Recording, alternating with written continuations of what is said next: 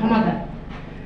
আমার আগে বক্তারা সবকিছু বলছেন, এখানে আমি যোগ করব আমাদের যারা রেমিডেন্স যোদ্ধা প্রতি মাসে যে রেমিডেন্স পাঠান, কিন্তু ওনাদের কোনো মূল্যায়ন আমাদের বাংলাদেশে নাই, কোথাও নাই।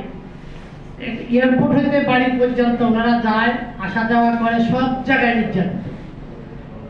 আমি এই সেমিনার উপলক্ষে এই প্রস্তাবটাই বলবো যে ভবিষ্যতে এই বর্তমান অন্তর্বর্তীকালীন সরকার এবং ভবিষ্যতে যে সকল সরকার আসবেন বা আসতে পারেন, তাদের প্রতি আমার একটা প্রস্তাব হলো যে আমাদের দেশ থেকে বাইরে যে সকল দক্ষ জনসম্পদ বাইরে যাবে, প্রত্যেককে বিনা পয়সা সরকারি খরচে পাঠানো হোক এবং আগামী কয়েক বছর ধরে। তা না হলে আমাদের জনসম্পদ তৈরি হবে না। এটা হলো আমার প্রস্তাব। আমরা সবাই 5 তারিখে ঢাকা শহরে আমাদের প্রায় কয়েক কোটি লোক রাস্তায় নেমে গেছে আনন্দের জোয়ারে। এটা আমরা সবাই উপভোগ করছি যারা ঢাকায় ছিলাম, বিভিন্ন দেশে, সারা বাংলাদেশেই হয়েছে, আমরা ঢাকারটা বলতে পারি। কিন্তু পরবর্তীতে আল্লাহর হুকুম মতো যে আমাদের এখানে যে বন্যা হয়েছে, বন্যায় আমাদেরকে আরো বাধ্যতাপূর্ণ করে ফেলছে। প্রথমে গেল কি এই জাতিকে এই বন্যা দিয়া বা কিছু দিয়া কিভাবে দমাবে। পানি ছাড়ছে, বন্যা হয়েছে, সম্মানিত এবং ব্যক্তিগত উদ্যোগে নৌকা নিয়ে হাজির, স্পিড বোট লাগবে, কর্ণফুলী শিপিং বোট সাপ্লাই দিচ্ছে, ইঞ্জিনিয়ার, ইঞ্জিনের জন্য তেল লাগবে, ফুয়েল লাগবে, এবং ফুয়েল স্টেশন মালিক তেল ফ্রি করে দিয়েছে। ত্রাণ কর্মীদের যাতায়াতের জন্য 21 এক্সপ্রেস ফ্রি করে বাস দিয়েছে। নৌকা নিয়ে যাওয়া সম্ভব হয় না, প্রবাসীরা হেলিকপ্টার ফ্রি সার্ভিস দিয়ে হাজির। মোবাইল নেট মিনিট নাই, mobile operator free net minute সেবা চালু করে দিয়েছে। মোবাইল চার্জ নাই, টাওয়ার কর্তৃপক্ষ চার্জ দেওয়ার ব্যবস্থা করেছে। আজকে রেকর্ড পরিমাণ রেমিটেন্স এসেছে।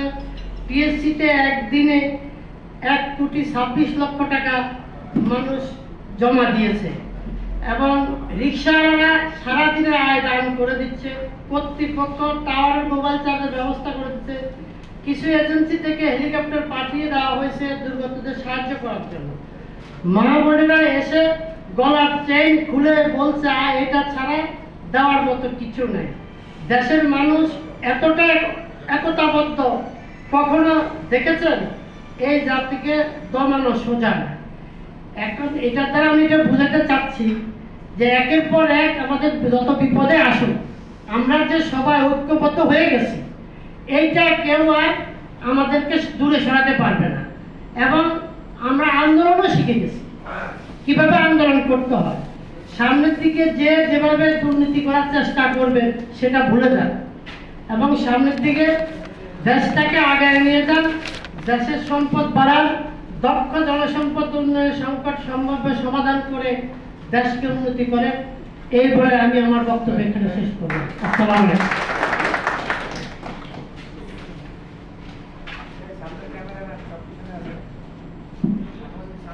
ধন্যবাদ অ্যাডভোকেট মাকসুদ আলমকে তার চমৎকার বিশ্লেষণী বক্তব্যের জন্য। আমরা ইতিমধ্যেই বিষয়বস্তুর উপরে প্রবন্ধকার তিনি বিশদভাবে বিশেষ করে যে বাংলাদেশের জনসম্পদ উন্নয়নের সংকট এবং এর যে সম্ভাব্য সমাধান তিনি উল্লেখ করেছেন। আমরা অত্যন্ত অভিভূত হয়েছি এবং চমৎকার একটি প্রবন্ধ আজকে এখানে উপস্থাপন করা হয়েছে এবং এর উপরে এখন আলোচনা চলছে। আমরা আলোচনা শুনবো। এ পর্যায়ে আমি বক্তব্য রাখার জন্য আহ্বান জানাচ্ছি সাবেক যুগ্ম সচিব ও কৃষি বিজ্ঞানী ডক্টর আলী আফজাল।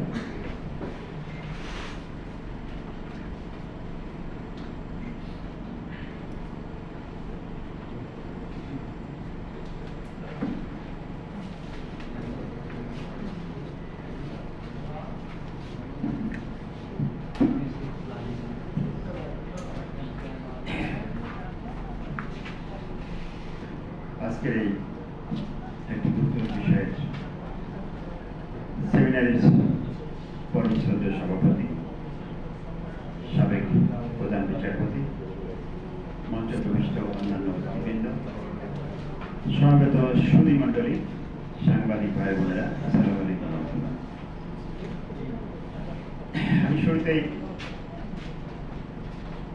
অত্যন্ত পরম শ্রদ্ধার সাথে স্মরণ করছি ওই সমস্ত নবীন তরুণ ছাত্র সমাজ যারা তাদের জীবনের বিনিময়ে আত্মহত্যা দিয়ে শহীদ হয়ে এই ভূখণ্ডকে নতুনভাবে স্বাধীন করেছে। একই সাথে যারা এই সংগ্রাম করতে যে আহত হয়ে বিভিন্ন হাসপাতালে চিকিৎসাধীন রয়েছেন তাদের সুস্থতার জন্য দোয়া করছি। দোয়া করেই আমি আমার মূল আলোচনা শুরু করছি।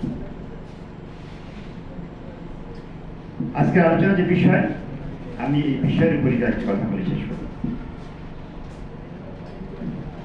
প্রথমে ধন্যবাদ জানাই আমাদের সম্মানিত কিনোট স্পিকার অধ্যাপক ডক্টর মোহাম্মদ আব্দুল মান্নান, যিনি চমৎকারভাবে তার প্রবন্ধ উপস্থাপন করেছেন। জনশক্তি ডেভেলপ করা, তার ব্যবহার করা, তার সুবিধা অসুবিধা, সমস্যার সমাধান বিস্তারিত সুন্দরভাবে উপস্থাপন করেছে। আমি বিষয়টাকে আমি বলবো যদি আর দুইটা শব্দ যোগ করা হতো হয়তো এটা আরো সুন্দর হতো। আরো একটা আমি দক্ষরা যদি সৎ শব্দটা বলতাম, সৎ ও দক্ষ একই সাথে একটা শব্দের প্যাট্রিয়টিক, সৎ, দক্ষ এবং দেশপ্রেমিক জনশক্তি আজকে সবচেয়ে বেশি দরকার। আবারও বলছি, শুধু দক্ষ নয়, সৎ, দক্ষ এবং দেশপ্রেমিক জনশক্তি আজকে সবচেয়ে বেশি দরকার।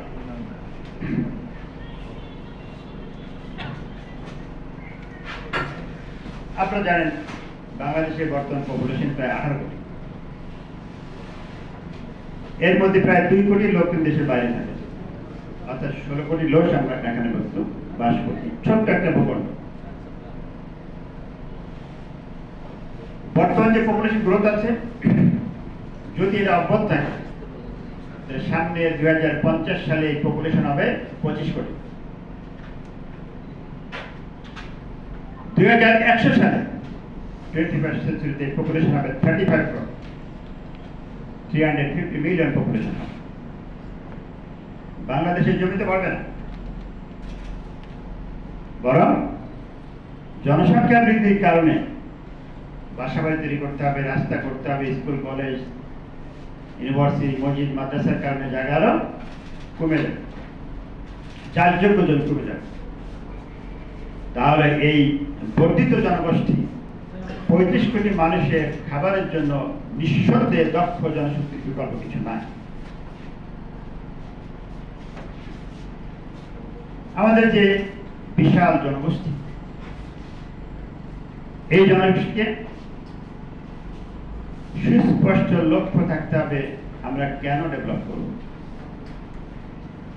একটা হচ্ছে আমার লোকাল নিড, আমার এই দেশের এই ভূখণ্ডের মধ্যে কি কি দরকার, আর একসাথে গ্লোবাল মার্কেটে আমি আমার ম্যান পাওয়ার এক্সপোর্ট করতে চাই। তাহলে গ্লোবাল মার্কেটের নিড কি আছে, ডিমান্ড কি আছে, এটা অবশ্যই স্টাডি করতে হবে। অর্থাৎ আমি প্রথম বলতে চাচ্ছি, আগে নিড অ্যাসেস করতে হবে, ন্যাশনালি এবং গ্লোবালি আমার কি দরকার। শুধু শুধু হাজার হাজার কিন্তু কারিগরি শিক্ষা সারা বাংলাদেশে তৈরি করা হয়েছে। আপনি দেখবেন ইনফ্রাস্ট্রাকচার বিল্ডিং কম হয়নি, অনেক হয়েছে। কারণ বিল্ডিং করতে চুরি করার সুবিধা, স্বৈরাচারী সরকার কারো ধার ধারে নেয়। 15টা বছর 16টা বছর আমরা অনেক স্বৈরাচারের নাম শুনেছি, আমরা হিটলারের নাম শুনেছি, চেঙ্গিস খানের নাম শুনেছি, বড় বড় হিটলারদের নাম শুনেছি। আমি আগে কৃষি বিজ্ঞান ইতিহাস তো জানি না, নজরুল ভালো ইতিহাস না, কিন্তু আমার বিশ্বাস অতীতের সকল ডিক্টেটরকে এই ডিক্টেটর ছাড়িয়ে গেছে। যিনি 5 তারিখে পালিয়ে গেলেন। তিনি কারোর কাছে হাত দেন নাই, নিজের ইচ্ছা মতো বাপের নামে, মায়ের নামে, বোনের নামে, ছেলের নামে প্রতিষ্ঠান বানাইছেন বসে বসে, আর টাকা চুরি কারখানা তৈরি করেছেন, অর্থ সম্পদ লুট করেছেন, দেশ থেকে বের করে নিয়ে গেছেন। হ্যাঁ, মূর্তি বানাচ্ছেন কার টাকা দিয়ে? আপনি মূর্তি বানাচ্ছেন কার টাকা দিয়ে? ইউনিভার্সিটির নাম দিলেন বাপের নামে, কার টাকায় হচ্ছে? আমরা তো অতীতে শিখেছি একটা ইউনিভার্সিটি কারোর নামে হলে তার একটা ডোনেশন থাকে। সেই ইউনিভার্সিটি আমাদের এলাকা থেকে স্কুল হয়েছে, কলেজ হয়েছে বিভিন্ন লোকের নামে, তারা ওই জমিটা ডোনেট করেছে বা ওই বিল্ডিংটা বানিয়ে দিয়েছে, সেজন্যই করা হয়েছে। জনগণের টাকা দিয়ে ইউনিভার্সিটি করে আরেকজনের বাপের নামে কেন হবে? জনগণের কাছে ট্যাক্স নিয়ে, ভ্যাট নিয়ে আপনি মূর্তি বানানোর আপনার অধিকারটা কে দিয়েছে? অধিকার কারোর কাছে নেওয়া হয়নি, কারণ বিগত 3টা নির্বাচনে জনগণ কোনো ভোট দেয়নি, ভোটের ধার ধারে নেই, জনগণের ধার ধারে নেই, যার পরিণতি তাকে ভোগ করতে হয়েছে। আমি আগে বলেছি, আমি মূল বিষয়ের কথা বলবো যে দক্ষতা এবং দক্ষ জনশক্তির বিষয়টা আমি বলেছি, ওই বিষয় নিয়ে আমি কথা বলবো।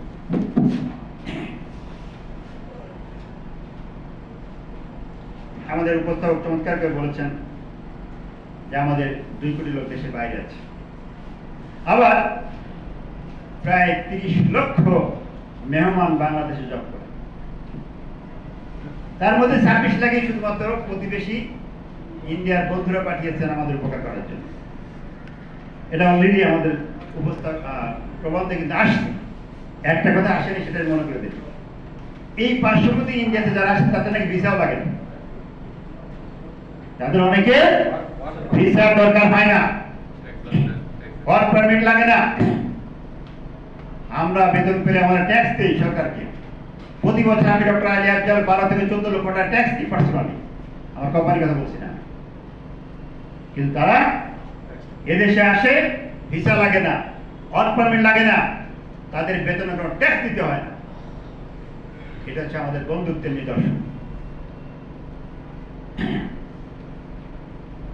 এনএসডির কথা বলেছেন, আমি একটু মজার কাহিনী বলি, কারণ আমি এনএসডি মেম্বার, আমি স্ট্যান্ডিং কমিটি মেম্বার। করোনার সময় 2000 সালে গভর্নমেন্ট সিদ্ধান্ত নিল যে দক্ষতা উন্নয়নের জন্য জাতীয় কমিটি করা হবে। মুখ্য সচিব একটা মিটিং ডাকলেন, আমাকে কেন ডাকতেন জানি না, তার কথা না। মিটিং এ বসে দেখলাম যারা বসছে একটাও ঠিক মতো ব্যবসা বোঝে না, ব্যবসা করে না, সব সোনার ছেলেরা। মিটিং চলছে, প্রায় 150-200 লোক ইনভাইট করেছেন। তার মুখ্য সচিবকে যখন পরিচয় দিয়ে এখানে কথা বলা যাবে না, কারণ সব হইচই শুরু হয়ে যাবে একটু পরে। আমি একজনের কথা বলার পরে ব্রত নিলাম, নিয়ে ওনাকে পরিচয় দেওয়ার পর যেহেতু মুখ্য সচিব আর যেহেতু আমাদের কলিগ একসময় ছিলাম, সঙ্গত কারণে উনি একটু ভালোভাবেই সুযোগ দিলেন কথা বলার। আমি বললাম, দেখেন, আপনি যদি সত্যিকার ভাবে দক্ষতা উন্নয়ন চান, তাহলে আপনাদেরকে দক্ষ লোক নিয়েই এই সংগঠনটা দাঁড় করাতে হবে। আপনাদেরকে প্রকৃত ব্যবসায়ী আনতে হবে, দেশপ্রেমিক ব্যবসায়ী আনতে হবে, সৎ ব্যবসায়ী আনতে হবে, যার ইন্ডাস্ট্রি আছে, শিল্প, তাদেরকে নিয়ে আসেন। এখানে যারা বসে আছে এর ম্যাক্সিমাম, আমি প্রায় সবাই আমি চিনি, এর ম্যাক্সিমাম একটু বড় বড় ব্যবসা মালিক নয়, তারা আছে সিম্পল ট্রেডার। একজন ট্রেডার যে এক্সপোর্ট ইম্পোর্ট করে, সে আপনার দক্ষতা না ইন্ডাস্ট্রি করতে পারবে না। উনি এটা বুঝলেন, অনেক কিছু করলেন, তারপর হট্টগোল শুরু হয়ে গেল। এবং লাস্টে এই কথাও বলেছে, যারা বড় বড় কথা বলতেছেন তাদের ব্যাপারে এনএসআই খবর নেন, তাদের দলীয় পরিচয় জানার চেষ্টা করেন। কথা বলছেন, গাড়ি ইঙ্গিত কথা বলেছেন যে জিন্দা বড় বড় কথা বলতেছেন, আমরা ব্যবসায়ী না, তাদের খোঁজ নিয়ে দেখেন এনএসআই থেকে যে ওনারা কোন দল করেন। এই হচ্ছে এনএসডি কাহিনী। যদি তারপরে ওনারা আমাকে কেন রাখছেন যাই না, হয়তো ভালো কথা বলেছেন, সেদিন মনে করছে এত খারাপের মধ্যে একটা লোক থাকে। উদ্যোগ ভালো ছিল, কিন্তু লোকগুলো ভালো হওয়ার কারণে ওই উদ্যোগটা টোটালি ব্যর্থ হয়ে যাচ্ছে, কিছুই হয়। আমি ব্যক্তি জীবনে একজন কৃষি বিজ্ঞানী হিসেবে যাত্রা শুরু করি। আমি পড়াশোনা করছি এগ্রিকালচারে, পিএইচডি করছি এগ্রিকালচারে, সরকারি চাকরি করেছি 20 বছর, এরপরে 20 বছর ব্যবসার সাথে সংযুক্ত। অর্থাৎ প্রাইভেট পাবলিক এই দুই ধরনের এক্সপিরিয়েন্স আমার রয়েছে। সেই সময় কয়েকটা কথা বলতে চাই। এই জাতির সবচেয়ে বড় সমস্যা হচ্ছে শিক্ষা ব্যবস্থা, যারা কিছুটা বলেছে। এই জাতির শিক্ষায় কোনো মোটিভেশন নাই, এই শিক্ষা কর্মমুখী নয়, এই শিক্ষা এন্টারপ্রেনার ডেভেলপ করছে না। একটা বুয়েট ছেলে পাশ করে সেখানে পুলিশে জবে যাবে, একটা ছেলে মেডিকেলতে পাশ করে সেখানে পুলিশের এসপি হবে। আমি কিন্তু বানিয়ে বলছি না, আপনারা খোঁজে দেখেন, অনেক ডক্টর কিন্তু পুলিশের জব করে। কারণ পুলিশের জব করে বেরোজগার হওয়া যায়, পুলিশের জব করলে হাউন হওয়া যায়, ঠিক না? হ্যাঁ, সেজন্য মেডিকেল পাস করার পরে সে পুলিশে যায়, বুয়েট থেকে পাস করে সে পুলিশে যাচ্ছে। আমি দৌড় দেবো এডুকেশন সিস্টেমে। আমার এডুকেশন কি শেখালো, কি মোটিভেশন দিল আমার মাস্টাররা? মাননীয় প্রধান উপদেষ্টা যিনি আসছেন, অসম্ভব শ্রদ্ধেয় মানুষ, ন্যাশনালি গ্লোবালি সকলের কাছে গ্রহণযোগ্য ব্যক্তিত্ব। সারা বিশ্বে যে 5 জন লোকের নাম বলা হয় তার মধ্যে তার নাম ডক্টর ইউনূস থাকবে। উনি চমৎকার করে বলেছেন যে তোমরা চাকরি কেন খুঁজবা, তোমরা জব ক্রিয়েট করবা। তুমি জব কেন খুঁজছো? তুমি জব ক্রিয়েট, এটাই হওয়া দরকার শিক্ষার সবচেয়ে বড় মোটিভেশন। আমাদের এন্টারপ্রেনার ডেভেলপ করতে হবে, জব ক্রিয়েটর ডেভেলপ করতে হবে। আমাদের শিক্ষার মধ্যে সেটা নাই, আমি বলবো অলমোস্ট না।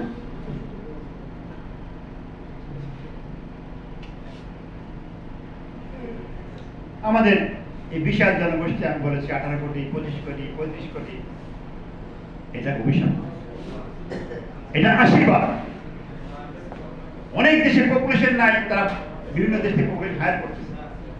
হোল ইউরোপে পপুলেশন গ্রোথ নেগেটিভ, অস্ট্রেলিয়াতে নেগেটিভ, নিউজিল্যান্ডে নেগেটিভ, কানাডাতে নেগেটিভ, তারা ম্যান পাওয়ার ইম্পোর্ট করতেছে। আমরা তো আশীর্বাদ যে আমাদের দেশের পপুলেশন গ্রোথ পজিটিভ আছে, পপুলেশন বাড়ছে। সমস্যা হচ্ছে যে এই জনসংখ্যাকে আমরা জনশক্তিতে রূপান্তর করতে পারি। That is of it. যদি আমার এই নাম্বার অফ পপুলেশনকে আমরা যদি ম্যান পাওয়ার কনভার্ট করতে পারি, তাহলে এটা হবে আমাদের জন্য আশীর্বাদ। সেই জায়গা এই এডুকেশনটাকে টোটালি ঢেলে ফেলতে হবে। হ্যাঁ, দুর্নীতি, স্বজনপ্রীতি, তারপরে ধরেন যে এই যে লেজুর বৃত্তি, দলীয়করণ, রাজনীতিকরণ, এই সবই আছে, কিন্তু ওইটা শুধু হলে হবে না, এর বাইরেও মূল কারিকুলামটা আপনাকে চেঞ্জ করতে হবে। আমি আগে বলছি আমাদের কৃষি বিজ্ঞান। আচ্ছা, আপনারা বলুন যে একটা কাঁঠাল গাছ লাগে, আপনি যত যত্ন করেন ওই গাছে আম পাবেন? পাবেন কিনা? সম্ভব কিনা? এই শিক্ষা ব্যবস্থার ব্রিটিশরা তৈরি করেছিল গোলাম তৈরি করার জন্য, এমপ্লয় তৈরি করার জন্য, পিয়ন তৈরি করার জন্য, চাপকাশি তৈরি করার জন্য। সেই শিক্ষা ব্যবস্থা আজও চেঞ্জ হয়নি, ওই কাঁঠাল গাছের এক্সাম্পলের মতো। আমাদের শিক্ষা কমিশন হচ্ছে মাঝে মাঝে ওই কাঁঠাল গাছের ডালপালা কাইতে সুন্দরকে দিয়ে আম পাওয়ার চেষ্টা করেছে, কিন্তু ওই কাঁঠাল গাছে কোনোদিন আম করবে না। আপনাকে শিক্ষা মতো উপড়ায় ফেলে দিতে হবে। একটি স্বাধীন দেশের উপযোগী, একটি স্বাধীন গণতান্ত্রিক প্যাট্রিয়টিক নেশন তৈরি করার জন্য, সব দক্ষ নেশন তৈরি করার জন্য আপনাকে নতুন শিক্ষা কারিকুলাম ডেভেলপ করতে হবে। আলু ভর্তা শিখাতে হবে না, রান্না শিখাতে হবে না। আমার বাচ্চারা আলু ভর্তা এমনি করতে জানে, স্কুলে পড়ানো লাগবে না। তো মূল জায়গায় হাত দিতে হবে, আমাদের শিক্ষার কারিকুলাম চেঞ্জ করতে হবে। আদারওয়াইজ উপর থেকে ছেড়ে বেছে খুব বেশি লাভ হবে।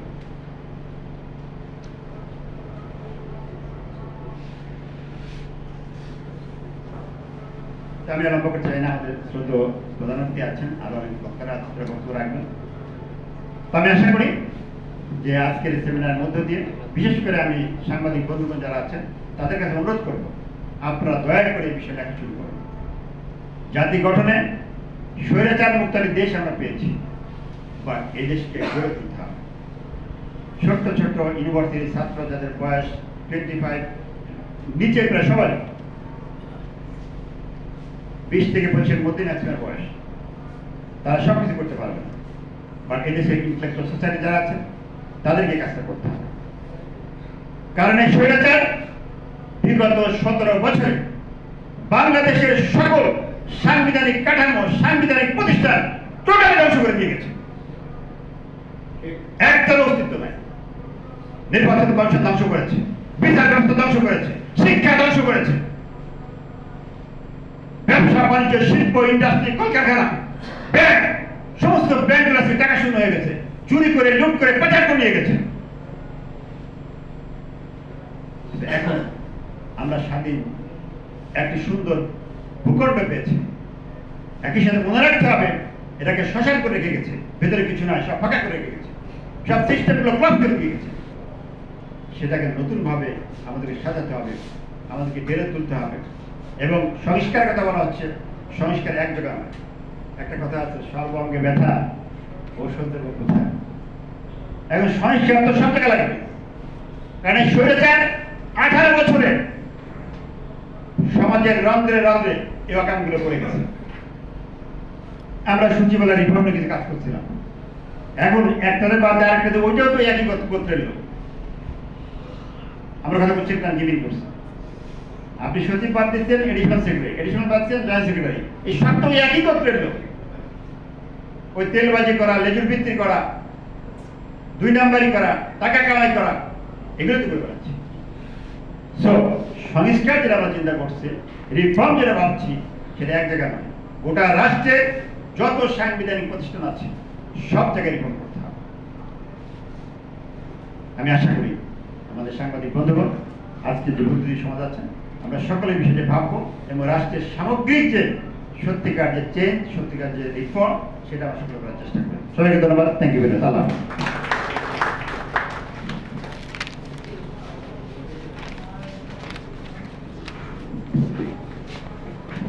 ধন্যবাদ। সংগ্রামী উপস্থিতি, এ পর্যায়ে মূল প্রবন্ধের উপরে বক্তব্য শুনবো আমরা। ফ্রেন্ডস অফ গ্রামীণের সদস্য সচিব বাংলাদেশ চ্যাপ্টারের মোহাম্মদ রাদওয়ান হোসেন।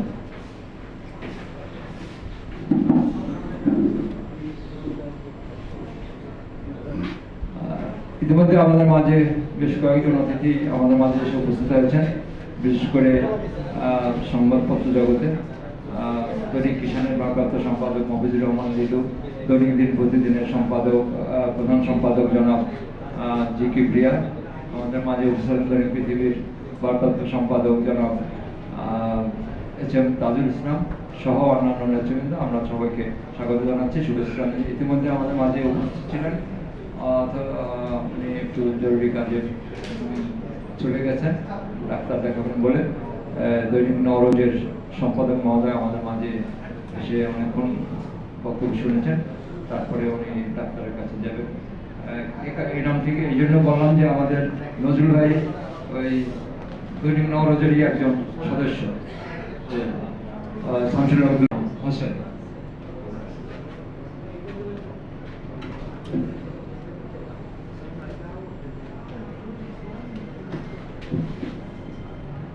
বিসমিল্লাহিররহমানিররহিম। আজকের এই সেমিনারের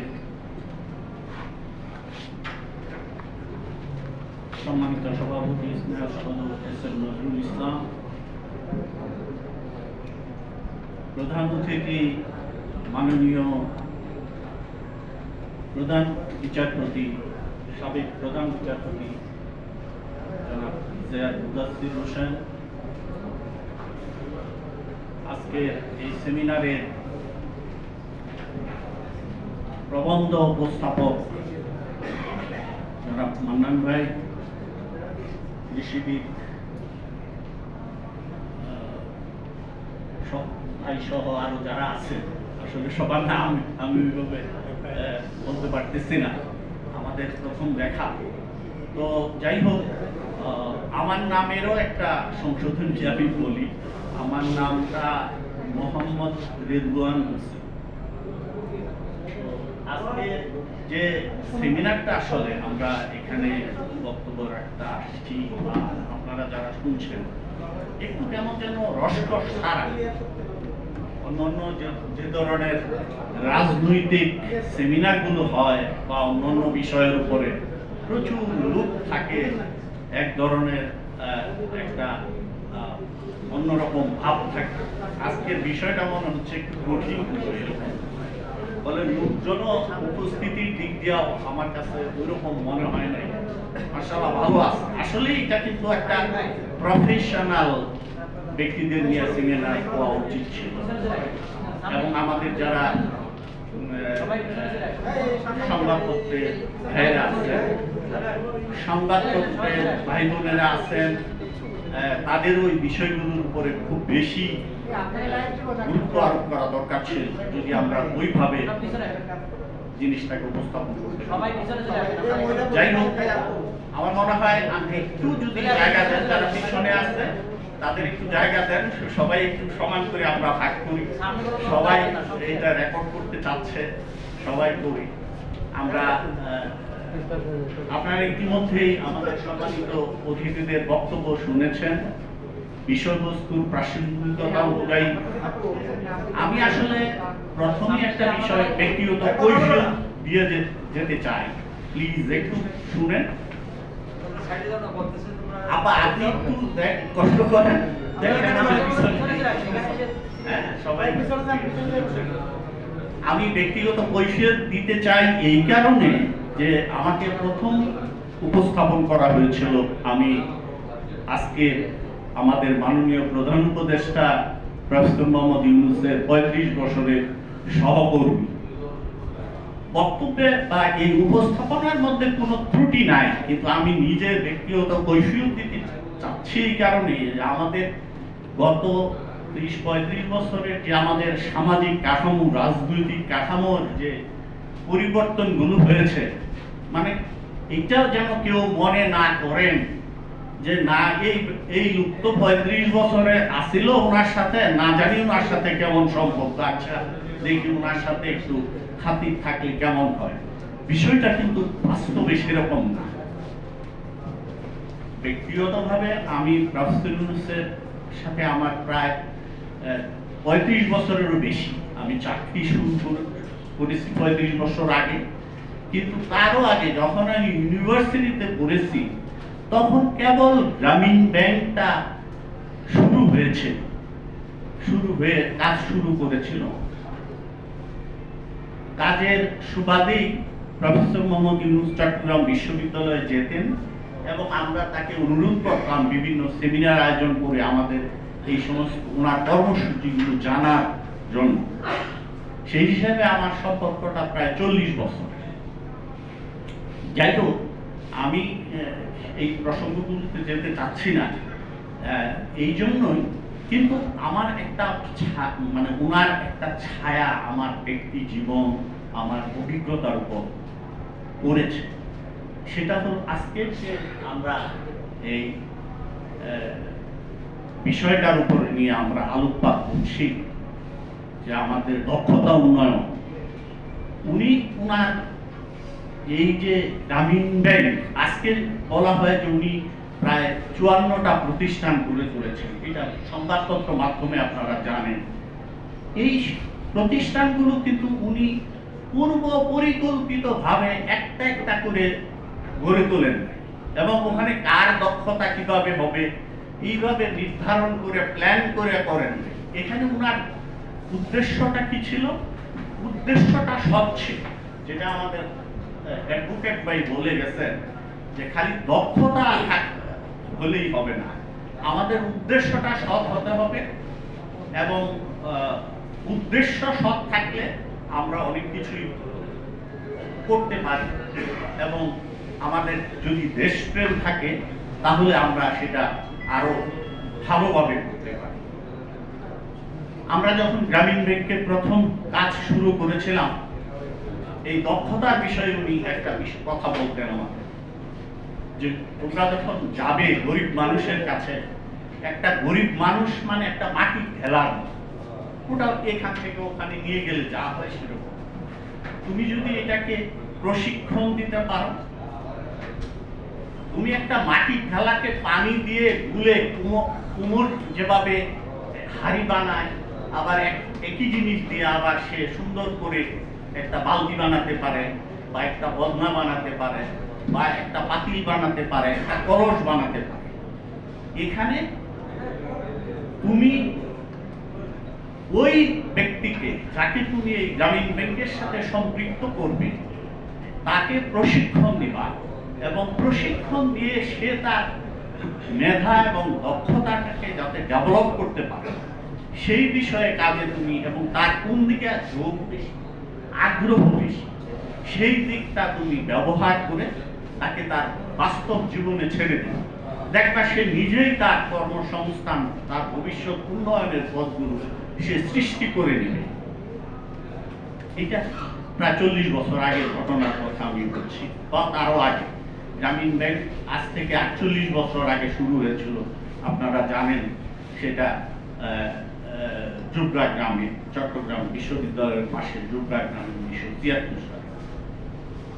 যাই হোক, এর পরবর্তী পর্যায়ে যে দক্ষতাগুলো নিয়ে আমরা কথা আমাদের জীবন দিয়ে ঘটে গেছে, গ্রামীণ ব্যাংকের ফার্স্ট সিস্টার অর্গানাইজেশন গ্রামীণ মৎস্য ফাউন্ডেশন কাজ শুরু করে। প্রফেসর এটা 85 সালে শুরু করে। প্রফেসর একটা বিষয় হলো যে উনি একদিক দিয়ে হেঁটে যাচ্ছেন, যেতে যেতে দেখা গেল যে কোনো একটা বিষয় সমস্যা, উনি ওই সমস্যাটা কিভাবে সমাধান করা যায় সেটা নিয়ে ক্রমাগত ভাবতেন এবং আমাদেরও বলতেন যে তোমরা এটাকে ক্রমাগত ভাবতে থাকো, এটা সমাধানটা করা যায়। যদি সমাধান তুমি একটা বের করতে পারো, এখানে যদি তুমি সফল হও, তাহলে অবশ্যই আমরা তোমাকে দুটো পুরস্কার দেব। যদি ব্যর্থ হও তবু তোমাকে আমি পুরস্কার দেব, কিন্তু আমি দেখব তোমার আন্তরিকতা আছে কিনা, কাজটা তুমি নিজে দুটা বেতন পাওয়ার জন্য কাজটা করতেছো, না তোমার মেধা তোমার দক্ষতা থাকে ওই কাজটা তুমি করার জন্য চেষ্টা করতেছো কিনা সেটা আমি যদি দেখি তুমি ব্যর্থ হইতো কিন্তু তুমি প্রচুর চেষ্টা করেছো, তাহলে অবশ্যই আমি তোমাকে পুরস্কৃত করব। আমি একটা ছোট্ট উদাহরণ দেই। 85 সালে সরকার একটা পরিত্যক্ত জলাশয় নিমগাছি মৎস্য কামার এটা চালাতে পারছিল না। প্রফেসর ইউনূসকে বললো যে এটা আপনি চালান। আমার তো এই কাজের কোনো অভিজ্ঞতা নাই, আপনারা কি বলেন? না ঠিক আছে। আপনার শেষে একটা সিদ্ধান্ত হলো যে 783টা পুকুর, যেটা পাবনা, সিরাজগঞ্জ এবং ওই অঞ্চলের মধ্যে, এটা সেই পাল রাজাদের আমলের প্রায় 400 বছর বা তারও আগে সেই খনন করা হয়েছিল তাদের হাতিগুলোকে গোসল করানোর জন্য। সেই পুকুরগুলো এখন ভরাট হয়ে আছে, সেটা সরকার পরিচালনা করতে পারছে। তো উনি ওইখানে এই সমস্ত আমাদের মতো সদ্য বিশ্ববিদ্যালয় থেকে পাশ করা তরুণদের সেখানে পাঠিয়ে দিয়ে সরকার ওখান থেকে চলে আসলো। এখন আমাদের ছেলেরা সেখানে রেণুগুনা উৎপাদন কাজ শুরু করবে। এখন রেণুগুনা উৎপাদন করবে, সে তো বিশ্ববিদ্যালয় থেকে অ্যাকাউন্টিং থেকে পাশ করে গেছে, সে রেণুগুনা কিভাবে উৎপাদন করবে? তার তো এই বিষয়ে কোনো প্রশিক্ষণ নাই, তার দক্ষতা কিভাবে সে এখানে খাটাবে? একটা জিনিস, দক্ষতাটা সে এই জন্যই খাটাতে পেরেছিল এবং সেটা ডেভেলপ করেছিল, তার সবচেয়ে বড় একটা নৈতিক ভিত্তি ছিল যেটার পেছনে প্রফেসর ইউনূস আছে। আমি যদি ব্যর্থ হই, আমার চেষ্টা যদি ঠিক থাকে, যেটা আমরাকে বলি ঈমান যদি আমার শক্ত থাকে, নিয়ত যদি সঠিক হয়, ইনশাআল্লাহ আমরা এটা করতে পারবো। তো দেখা গেল যে সমস্ত অ্যাকাউন্টিং থেকে পাশ করা ছেলেরা গেছে, তারাও সেখানে রেণু থেকে পুনঃ উৎপাদন কাজ শুরু করলো এবং 85 সালে একক কোনো প্রতিষ্ঠান হিসাবে 6 কোটি পুনঃ উৎপাদন করবো। এটা বাংলাদেশের একক কোনো প্রতিষ্ঠান হিসাবে সবচেয়ে বেশি উৎপাদন ছিল সেই সময়টা। এটা ধরেন 85 সাল, মানে আজ থেকে প্রায় 39 বছর আগে। তাহলে একটা জিনিস দেখা যাচ্ছে যে আমরা এই যে দক্ষতাটা, সেটার একটা বড় মাপকাঠি হলো যে আন্তরিকতা এবং সদিচ্ছা। তো এরকম ভাবে উনি ওনার প্রত্যেকটা এই যে প্রত্যেকটা প্রতিষ্ঠান করেছে। আমি আমার কথা একটু তুলে যাই, আমাকে বলা হয়েছে আমি ফ্রেন্ডস অফ গ্রামীণের, এটা ঠিক যে আমি ফ্রেন্ডস অফ গ্রামীণ, মানে এটা একটা ওয়ার্ল্ড ওয়াইড সংগঠন। এটার 2011 সালে যখন প্রফেসর ইউনূসকে গ্রামীণ ব্যাংক থেকে সরিয়ে দেওয়া হলো, তখন সারা বিশ্বে এই গ্রামীণের পক্ষে লোকজন নেমে গেল। আয়ারল্যান্ডের সাবেক প্রেসিডেন্ট মেরিল রবিনসন এটা প্রদান করেন এবং ওই সময়ে বিশ্বের বিখ্যাত ব্যক্তিরা এইটা এই প্রতিষ্ঠানটা দাঁড় করালেন এবং আমরা বাংলাদেশে যারা কাজ করেছি, আমার চেয়ারপারসন ছিলেন প্রফেসর সালমা খান, যিনি 2006 সালে এসডিজির সমন্বয়ক ছিলেন বাংলাদেশে, আর আমি সদস্য সচিব ছিলাম এবং সেই হিসেবে অদ্যাবধি কাজ আমরা করে যাচ্ছি। কিন্তু আপা এর মধ্যেই মারা গেছেন, পদটা আমরা এখনো শূন্য রাখছি, কিন্তু কাজ আমরা করে যাচ্ছি। সমর্থন দেওয়ার জন্য কি সমর্থন দেব? আমরা যে প্রচলিত রাজনৈতিক ভঙ্গিগুলো আছে সেই রকম শূন্য সমর্থন, আমরা সৎ এবং সদিচ্ছার পক্ষে সবসময় ছিলাম, এখনো আছে সেই হিসাবে। তো আমরা যে কথাটা প্রাসঙ্গিকভাবে বলছিলাম যে দক্ষতার উন্নয়ন, আমি যখন ফার্স্ট গ্রামীণ ব্যাংকের সেকেন্ড লার্জেস্ট সিস্টার অর্গানাইজেশন গ্রামীণ কৃষি ফাউন্ডেশন গঠিত হয়, তখন এইটারও একটা মজার ইতিহাস। সেই এখানেও দক্ষতার বিষয়টা আসবে, প্রাসঙ্গিকতা আসবে, এই জন্যই আমি বললাম। সেখানে দেখা গেল যে SFD, Saudi fund for development, বাংলাদেশের উত্তরাঞ্চলে 1500 ডিপটি পুল স্থাপন করার টাকা সরকার, বাংলাদেশ সরকার এর সাথে 1983 সালে। কিন্তু বাংলাদেশ সরকার এই ফান্ডটা ব্যবহার করতে পারতেছে না। কেন? ওই যে বিএডিসির মাধ্যমে যাচ্ছে, কিন্তু ওখানে ডিপটিও বসাইতে গেলে গ্রামে গ্রামে কুঞ্জল, আমার এখানে বসাও, ও বলতেছে আমার এখানে বসাও, আবার সমিতি করতে হয়, সমিতি করলে আবার বিএডিসির লোকজন এখানে আবার বলতেছে যে আমাদের কিছু টাকা পয়সা দিতে হবে, তাহলে তোমার জায়গায় বসাই দেবো, ও বলতেছে আমারে কিছু দাও, তোমার জায়গায় বসাই দেবো, এইভাবে আর কাজগুলো আগায় নেই।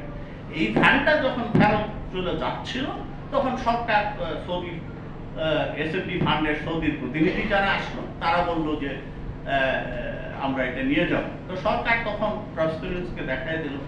প্রফেসর ইউনূস ইতিমধ্যেই টাঙ্গাইলের কিছু পরিত্যক্ত ডিপটিগুলো ভূমিহীন মানুষের দিয়ে কাজে লাগাচ্ছিল, সেটার একটা উদাহরণ থেকে উনি ওনাকে দেওয়া হলো। উনি বললেন যে ঠিক আছে, আমি তো আসলে এই ধরনের না, আমরা চাই আপনারা যদি দেন সেভাবে কাজ শুরু করুন। যাই হোক, সেটা সংক্ষেপ করে বলছি, যেহেতু বক্তব্য আমাদের মাননীয় প্রধান অতিথি বক্তৃতার পর সভাপতি হিসাবে বক্তৃতার পর শেষ হয়ে যাবে। তো যাই হোক, সেটা তখন সরকার দিয়ে দিল। প্রফেসর ইউনূস এটা বাস্তবায়ন করে আমাদের উত্তরাঞ্চলের যেটা রংপুর এবং দিনাজপুর জেলায় এই 1500 ডিপটিগুলো স্থাপন করে কৃষিতে একটা নতুন বিপ্লব সাধন করবে। আজকে আমাদের এখানে যারা কৃষিবিদ বড় ভাই আছেন, আরো অনেকেই আছেন, থাকতে পারেন আপনাদের মধ্যে, আমরা কিন্তু সবসময় জানছি বাংলাদেশের গ্রেইন ক্রপস গুলোর প্রধান হলো আমাদের ধান বা চা। সেকেন্ড গ্রেইন ক্রপস কি ছিল বলা হয়েছে, এইটা হুইট বা গম। কিন্তু এখন কিন্তু বাংলাদেশের সেকেন্ড গ্রেইন ক্রপ আর হুইটে নাই, আমাদের সেকেন্ড গ্রেইন ক্রপ হয়ে গেছে ভুট্টা। এই ভুট্টাটা কোত্থেকে আসলো, কিভাবে আসলো, এটা একটা বিরাট মজার ইতিহাস। এই যে প্রফেসর ইউনূস এইগুলো শুরু করে আমাদের বললো যে তোমরা নতুন, তখন কেবল থাইল্যান্ড থেকে স্পেসিফিক 11 জাতের বীজ আসলো। আমার এই যে সামনে বসে আছেন গ্রামীণ ব্যাংকের সাবেক জিএম রেজানুর রহমান, উনি তখন সেই প্রধান ছিলেন, বীজের দায়িত্বে ছিলেন। উনাকে আমরা বললাম যে আপনি আনেন, যোগাযোগ করেন। এই আমরা প্রথম বাংলাদেশে এই হাইব্রিড ভুট্টা চাষ শুরু করলাম, এইটা বাংলাদেশের প্রথম। বিএডিসিও তখন সামান্য আকারে শুরু করেছিল বগুড়ার একটা ইয়াতে। এই তো একটা সারা বাংলাদেশে জোয়ার সৃষ্টি হয়ে গেল ভুট্টা চাষ। এখন দেখবেন বাংলাদেশের প্রায় সব জায়গায় ভুট্টা হচ্ছে। কিন্তু প্রফেসর ইউনূসকে এই যে আমরা 12 সালে একটা বই দিয়েছি যে গ্রামীণ ব্যাংকের সমালোচকদের কিছু প্রশ্ন এবং প্রকৃত তথ্য, আমাদের সাংবাদিক বন্ধুরা প্রশ্ন মানে জর্জরিত করে ফেলতেন যে আপনি কি করছেন, প্রফেসর ইউনূস কি করছে, কোনোটাই তো করেন। এরকম আমি বলে যাই প্রফেসর ইউনূস কি করে নাই আপনারা আমাকে একসময় বললেন তো যে এই সাইটটা তো প্রফেসর ইউনূস করে নাই, এইরকম একটা সাইট আমাকে বলেন, আজকেও যদি বলেন আমি সেটার জবাব দিয়ে যেতে পারবো ইনশাআল্লাহ। আমি মনে করি ওই যে বলছিলেন না 35 বছরের সহকর্মী, হ্যাঁ আমি এই কারণে এটা দিতে পারবো, কারণ আমার আন্তরিকতা আছে। আমি দেখেছি ওনার দক্ষতাকে দেখেছি, দক্ষতা কিভাবে বিকাশ করতে হয় সেটা আমি দেখেছি, দেখার কারণে হয়েছে আজকে আমাদের এই দেশে দায়িত্ব আল্লাহ ওনাকে দিয়েছেন। আল্লাহ যাকে সম্মানিত করেন কেউ তাকে ফিরিয়ে রাখতে পারেন না, আর আল্লাহ যাকে লানত দেন কেউ তাকে ফিরিয়ে রাখতে পারেন না। আজকে দেখেন কে লানত নিয়ে পালিয়ে চলে গেছে আর কে এখন সম্মানিত হয়ে গেছে। তো আমি অনেকটাই আজকে সেমিনারের প্রাসঙ্গিকতা অনেক বাইরে, কিন্তু সীমাবদ্ধতার মধ্যে যতটুকু পেরেছি এই দক্ষতার বিষয়ে কথা বলতে চেষ্টা করেছি। ইনশাআল্লাহ বিশেষ করে আমাদের মান্নান ভাই দক্ষতা উন্নয়নের জন্য যে বইটা আপনাদের দিচ্ছেন, আমি এই জন্যই আরো শ্বাস পেয়েছি। আপনাদের প্রত্যেক ক্ষেত্রে কিন্তু বই গেছে, আমাদের সাংবাদিক বন্ধুদের কাছেও বই গিয়েছে এই সেমিনারের বিষয়বস্তুর উপরে। আপনারা এই বিষয়গুলো নিয়ে চিন্তা করবেন এবং ভবিষ্যৎ বাংলাদেশ বিনির্মাণ, দক্ষতা উন্নয়ন এবং এই সংকট এবং সমাধান। ওই যে সংকটটার কথা একটু বলা হয়নি, সংকটটা কি?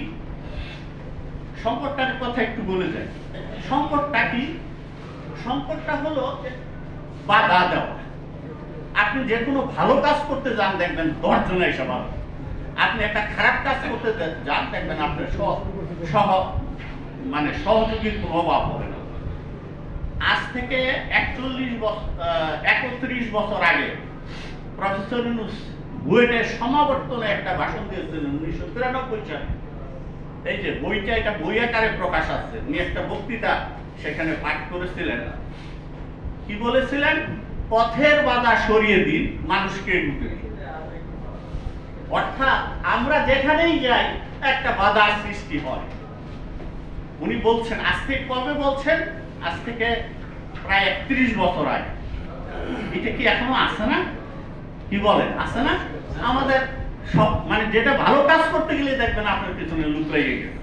উনি এই কথাটা আমরা এখন যা চিন্তা করি, উনি কিন্তু 30 বছর আগেই সে চিন্তা উনি করে রাখতেন এবং সেটা বলছিলেন, এখনো সেটা বর্তমান। উনি কি করছেন, উনি কি করতে চাইছেন দেখেন। ওনার উপর 11 সাল থেকে একটা নির্যাতনের স্ট্রিম চলেছিল এবং সেটা এমন হয়েছিল যে 4 তারিখে যদি প্যারিস অলিম্পিক থেকে উনি ঢাকায় আসবেন, হাজির হবেন, দুদকের কেসে ওনাকে নির্ধারিত করা আছে, ওনাকে রায় দিয়ে যাবজ্জীবন কারাদণ্ড দিয়ে জেলে ঢুকানো হয়। এটা পরিষ্কার, প্রায় সবাই জানে, আপনারাও জানেন। কিন্তু আল্লাহ সেটা চায়নি, সেটা হয়নি। যারা করতে চেয়েছিল তারাই খাপ হয়ে গেছে। তো এখন সংকটটা বলি, উনি বারবার চেষ্টা করেছে আমাদের। উনি একটা, আপনারা হয়তো শুনে খুশি হবেন, বাংলাদেশের অন্যতম বড় একটা মেডিকেল কলেজ করার জন্য উত্তরাতে বিয়াবাড়িতে উনি 26 বিঘা জমির উপর একটা বিখ্যাত মেডিকেল কলেজ করার চেষ্টা করা হয়েছে, দেয়নি। ওই যে পথের বাধা, শেষে মোটামুটি একটু কিছু করা যায় যাতে করতে পারে, সেজন্য একটা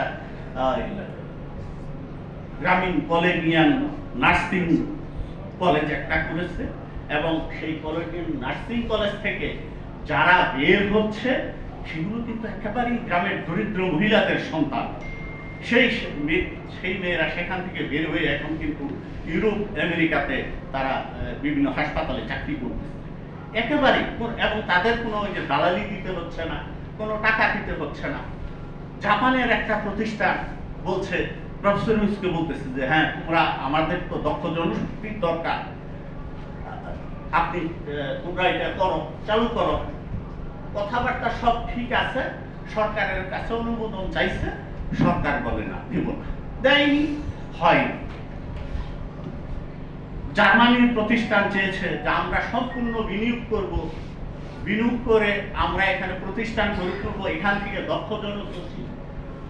শক্তি সৃষ্টি করব, সৃষ্টি করে আমাদের চাহিদা আছে আমরা নিয়ে যাব, আগাইতে দেওয়া হয়নি।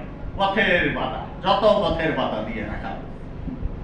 একেবারে খুব মজার ঘটনা, ক্রাউন প্রিন্স, সৌদি আরবের তৎকালীন ক্রাউন প্রিন্স বললো যে ঠিক আছে, আরব গল্ফ ফান্ডের যে একটা মিটিং, পুরস্কার বিতরণী অনুষ্ঠান, আমরা সেটা বাংলাদেশে করতে চাই। সরকারকে প্রস্তাব দিচ্ছে এবং এই সরকার এবং সেখানে বলছে যে ওই মিটিংয়ে প্রফেসর ইউনূস আমাদের প্রধান অতিথি হিসাবে উপস্থিত থাকবেন। সরকার বলছে যে না, অনুষ্ঠান ঠিকই হবে কিন্তু প্রফেসর ইউনূসকে রাখা যাবে। আরে ভাই, কি সমস্যা কি? অথচ সেই অনুষ্ঠানটা তখন সৌদি প্রিন্স রাগ করে এখান থেকে সরিয়ে নিয়ে গিয়ে মালয়েশিয়াতে এই অনুষ্ঠানটা করেছে এবং সেই বিনিয়োগগুলো মালয়েশিয়ান গভর্নমেন্ট পেয়ে গেছে। সেদিন যদি 2011-12 সালে যদি এই অনুষ্ঠানটা বাংলাদেশে অনুষ্ঠিত হইতে পারত, তাহলে টোটাল যে আমাদের মধ্যপ্রাচ্যের বিনিয়োগকারীরা crore crore billion billion dollar বিনিয়োগ করত, বাংলাদেশের উপকৃত হতো, বাংলাদেশের ছেলে মেয়েদের চাকরির সুব্যবস্থা হতো। এক কথায় সেটা নাকচ করে দিয়েছে। না, প্রফেসর ইউনূস থাকলে এটা হবে। শেষে ক্রাউন প্রিন্স সেটা সরাই নিয়ে গেছে। এই যে সংকটগুলোর কথা, এই যে এই ধরনের সংকটগুলো ছিল এবং এখনো সংকট হয়তো থাকবে। আজকে আমরা ঐক্যবদ্ধ জাতি হিসাবে প্রমাণ করেছি, আমরা নতুন করে স্বাধীনতা অর্জন করেছি, আমরা ফেনী, নোয়াখালী, কুমিল্লার বন্যাকে আমরা ঐক্যবদ্ধভাবে মোকাবেলা করছি। আজকে এখানে উপস্থিতি হয়তো আরো বাড়তে পারতো, আমাদের তরুণ সহযোদ্ধারা আসতে পারতো, কিন্তু আসতে পারে নাই, সবাই ব্যস্ত হয়ে গেছে ওইদিকে। তো যাই হোক, ভবিষ্যতে আমরা আমাদের সকল বাধাকে, সকল পথের বাধাকে অতিক্রম করে একটা সমৃদ্ধ উন্নত বাংলাদেশ গড়ে তুলব, এই প্রত্যাশা ব্যক্ত করছি। আমরা বর্তমান সরকারকে সর্বাত্মক সহযোগিতা দেওয়ার জন্য আপনাদের কাছে, সকলের কাছে অনুরোধ জানিয়ে আমি আমার বক্তব্য এখানেই শেষ করছি। আসসালামু আলাইকুম।